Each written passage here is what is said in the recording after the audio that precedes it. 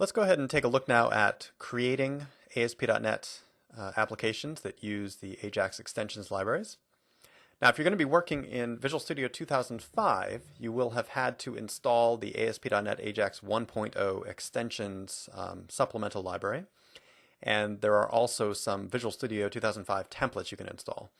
Once you have those installed, you will see this option as you create new websites or new web application projects, which is the option for creating an ASP.NET Ajax-enabled website. And that's important to start this way in a 2005 environment if you want to get all of the proper assemblies referenced and the configuration file set up properly. If you don't, if you want to sort of retrofit an existing project, that's absolutely possible.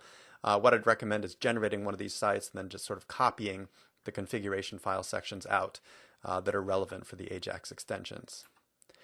Now, hopefully most of you will be working in 2008, where there's really nothing special you have to do to create an Ajax-enabled website. Let's go ahead and try that out. So I'm going to start up a new instance of Visual Studio 2008 and create a new website, although you could equally create a web application project. And let's call this Hello ASP.NET Ajax.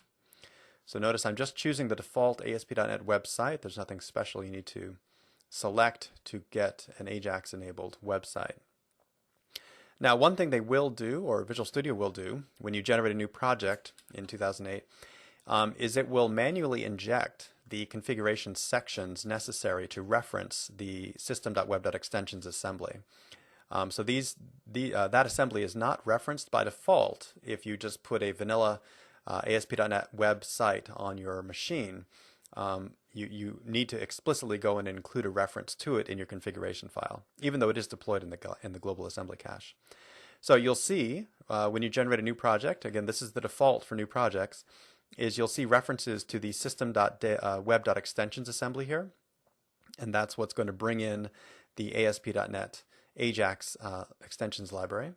And then you also see an additional configuration section that will have been added for you under the system.web.extensions name, and this will enable additional features for you related to ASP.NET Ajax.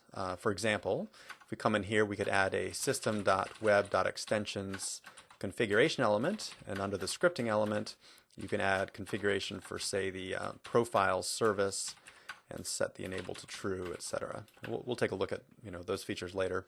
But just to give you an idea of things that are added for you by the Visual Studio website wizard that are necessary for ASP.NET Ajax to be fully functional in your site.